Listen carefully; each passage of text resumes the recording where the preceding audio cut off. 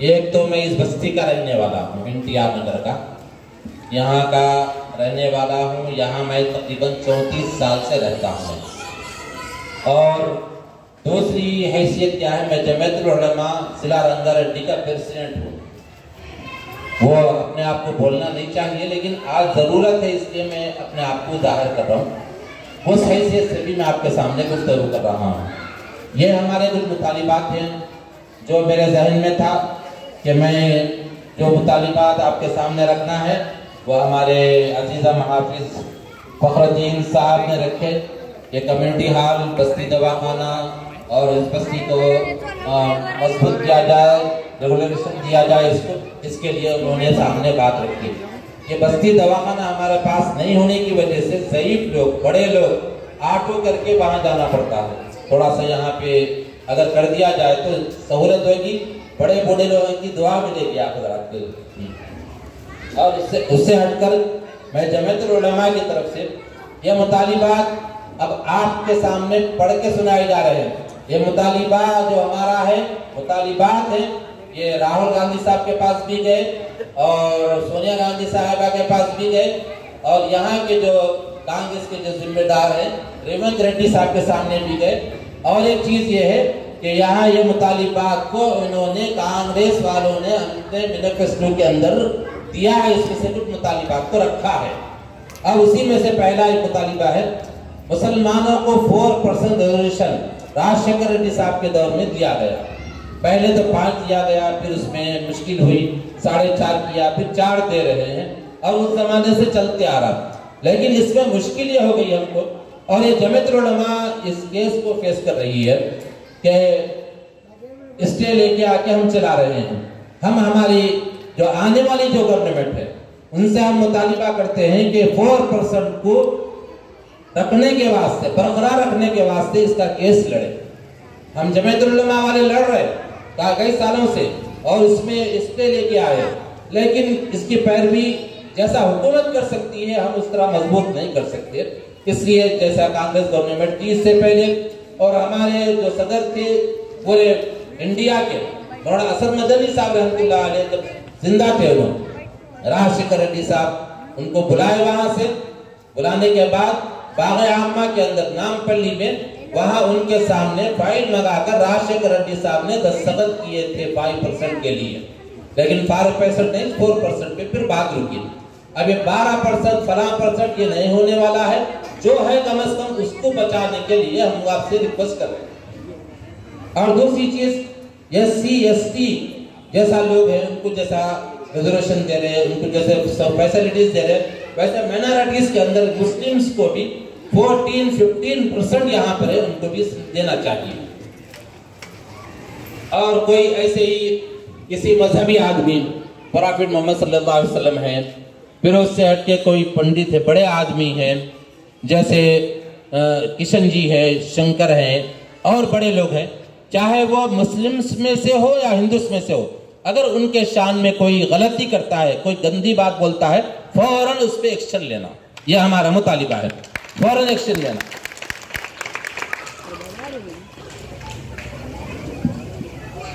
اور کوئی عبادت گاہ ہے، مسجد ہے، مندر ہے، جیسے UP کے اندر ہو رہا، نوٹس دیے بغیر آگے گرا دے رہے، تو وہ اگر کوئی ہے اللیگل ہے تو پہلے نوٹس دینا، نوٹس دے کے اس کو پروف کرنے کا چانس دینا، چانس دینے کے بعد کارروائی کرنا، یہ بھی ہمارا ایک ڈیمانڈ ہے۔ اور اسی طریقے سے وہ لوگ جو دینی اور مذہبی پیشوا ہیں، دینی مذہبی پیشوا بولے تو امام صاحب ہے، مؤذن صاحب ہے، مندر میں رہنے والے پجاری ہے، پادری ہے، ان کو جو ہے سو اول یعنی ریفرنس دے کے، اہمیت دے کے ان کو مکان الاٹ کرنا، ان کو مکان دینا۔ خالی ہماری اس پہ آپ، یہ سب کے لیے ہے، یہ سب کوئی بھی ہو، چاہے پنڈت جی ہو، چاہے پادری ہو، چاہے مسلم ہو، چاہے امام ہو، مؤذن صاحب ہو، ان کو مکان دینا چاہیے، یہ ہمارا ڈیمانڈ ہے۔ اور یہ یہاں کے لیے نہیں ہے، پورے اسٹیٹ کے لیے ہم لوگ ڈیمانڈ کر رہے ہیں، سارے ہندوستان کے لیے ڈیمانڈ کر رہے ہیں۔ اور اسی طریقے سے بعض ہمارے مسلمانوں کے اندر دودلو بولتے، دیکھیں ان کو، ان کو جو 45 سال کی عمر کے ہو گئے ان کو آسرا پینشن دینا، اس کے لیے آپ لوگ ریکویسٹ کر سکتے ہیں، کیونکہ ایم ایل اے ہیں اور جب حکومت کے پاس جب جائیں گے تو وہاں پہ اس چیز کو جب لائیں گے تو اس کے لیے ریکویسٹ کر سکتے ہیں۔ اور ایک چیز یہ ہے کہ تعلیم، ایجوکیشن کے اندر یو پی میں کیا کر رہے ہیں، پورے ون وے ایک رنگ چڑھا دے رہے اس پہ، اور ہمارے اس تلنگانہ کے اندر الحمدللہ میں بڑی اچھی بات سمجھتا ہوں اس کو کہ ہمارے اس تلنگانہ کے اندر یہ چیز نہیں ہے، تو اس کو سیکولر قائم رکھا جائے، اس کو سیکولر قائم رکھا جائے، ایجوکیشن کو کسی ایک کا رنگ نہ دیا جائے، یہ ہمارا ایک ڈیمانڈ ہے۔ اور دوسری چیزیں، جو نوجوان ہیں روزگار کی تلاش میں پڑھ لیے،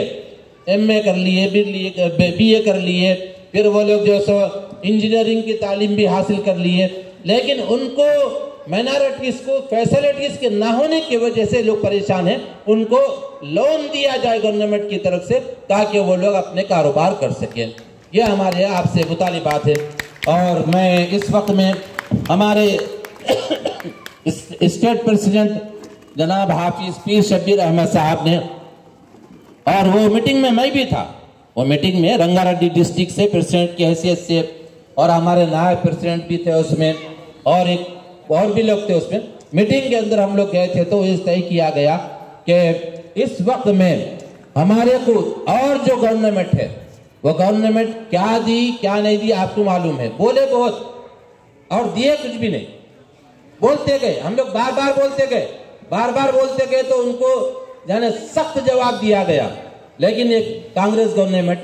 اس سے پہلے 4% ریزرویشن دی، اس کو برقرار رکھنے کی بات ہے۔ اور آج بھی میں آپ سے یہی گزارش کرتا ہوں کہ ہمارے بڑوں نے جو اس وقت میں تائید کرنے کے لیے کہا، ووٹنگ کا جو 100% ہونا، دیکھیے ووٹ جو دینا ہے، ووٹ کی بہت بڑی اہمیت ہے، شرعی اہمیت ہے۔ ہمارے ملک کے اندر، ہندوستان کے اندر ووٹ دینے کے معاملے میں ہر آدمی کو آزادی ہے، کسی کو بھی دے سکتا ہے، اور اندر جانے کے بعد اس میں بٹن دباتا ہے تو اس میں آواز آتی ہے، تو آواز ختم ہونے تک دباتے رہنا، اس کو ووٹ پڑے گا وہ۔ تو اندر جانے کے بعد جو ووٹ دیتا ہے جس کو چاہے اس کو دینے کا اختیار ہے، لیکن عقل مند آدمی، ہوشیار آدمی، سمجھدار آدمی وہ ہے جس سے ہم کو فائدہ ہو سکتا ہو، جو ہماری بات کو سن سکتا ہو، جو ہمارے جو مطالبات ہے اس کو پورا کر سکتا ہو، جیسا کہ کانگریس کے مینیفیسٹو کے اندر ہمارے مطالبات کو لایا گیا ہے۔ تو اس لیے ہم لوگ اس وقت میں یہ طے کیے ہیں کہ ایسی گورنمنٹ کو ہم لائیں گے یہ تلنگانہ کے اندر، ہم یہ کوشش کر رہے ہیں۔ یہ صرف ہمارے مہیشورم حلقے کے لیے نہیں ہے، بلکہ سارے تلنگانہ کے اندر ایک لہر چل رہی، ہر جگہ ایک ہی لہر چل رہی ہے۔ تو یہ جمعیت العلماء کی دین ہے۔ جمعیت العلماء باقاعدہ میدان میں آ کے اس بات کے لیے کوشش کر رہی ہے کہ یہاں پر ہم کو جو اتنے یعنی زیادہ تعداد میں مائنارٹیز ہے ان کو سہولتیں ملنا، فیسلٹیز ملنا۔ اور ووٹ، ایک ووٹ اتنی اہمیت کا ہے، کسی بھی حکومت کو گرا سکتا ہے، کسی بھی حکومت کو بنا سکتا ہے۔ آپ دیکھیے کہ اس سے پہلے ایک گورنمنٹ تھی یہاں پہ، اور گورنمنٹ ایک ووٹ سے ہار گئی سینٹرل میں، ایک ووٹ کم پڑ گیا تو پھر نیا الیکشن ہوا ان کو۔ تو اور اسی طریقے سے ووٹ، ہمارا ایک ووٹ کیا ہے، ہمارے ایک ووٹ کی وجہ سے کیا فائدہ ہو سکتا ہے، ہمارے ایک ووٹ کیا ہے ایسا نہ سمجھیے، بلکہ ایک ووٹ کی بڑی اہمیت ہے۔ جیسا کہ حضرت ابراہیم علیہ السلام کے زمانے میں ان کو آگ میں ڈالنے کے لیے آگ جلائی گئی، آگ جب جلائی گئی تو اس وقت میں چھوٹی سی چڑیا اپنے منہ میں پانی کا قطرہ لے کر اس آگ کو بجھانے کے لیے آئی، تو اس سے کہا گیا کہ تیرے ایک قطرے پانی سے آگ نہیں بجھے گی، آگ کیسا بجھ سکتی ہے؟ تو اس وقت میں اس چڑیا نے جواب دیا، مجھے بھی معلوم ہے میرے ایک قطرے پانی سے آگ نہیں بجھ سکتی، لیکن کم از کم یہ تو ہو سکتا ہے کہ میں اپنی ذمہ داری کو پورا کر رہی ہوں، اللہ کے دربار میں جواب دے سکوں گی۔ تو اس لیے ہم لوگ اپنی ذمہ داری کو پورا کرنا، ہر آدمی 7 بجے پولنگ بوتھ پر جا کر، پولنگ بوتھ پر لائن لگا کر پہلا ووٹ ہمارا پڑے، اس بات کی کوشش کرنا، 12 بجے سے پہلے 100% پولنگ ہونا، اس بات کی کوشش کرنا۔ اور سونے کا ماحول چھوڑیے، دیر سے جانے کا ماحول چھوڑ دیجئے، اب دیر سے جانے کا ماحول ختم کرنا چاہیے۔ اولین فرصت میں جا کر ووٹ دینا اور 100% ووٹنگ ہونا چاہیے۔ ووٹ دینے کے بعد آئیے اور آ کر اپنے گھر میں جو ہے، اپنے بیگم ہے، اپنے بچے ہیں، بچیاں ہیں جن کے پاس ووٹر آئی ڈی ہے، 18 سال کے ہو گئے، ان کو ترغیب دلا کر لے جائیے، لے جا کر ووٹ دلائیے، اور ووٹ دلا کر جو کینڈیڈیٹ ہے جس کو ہم جتانا چاہ رہے ہیں اس کو جتائیے، اور ووٹ کو بٹنے مت دیجئے۔ اگر ووٹ بٹے گا تو دونوں کے بٹے میں تیسرا نکل جاتا ہے،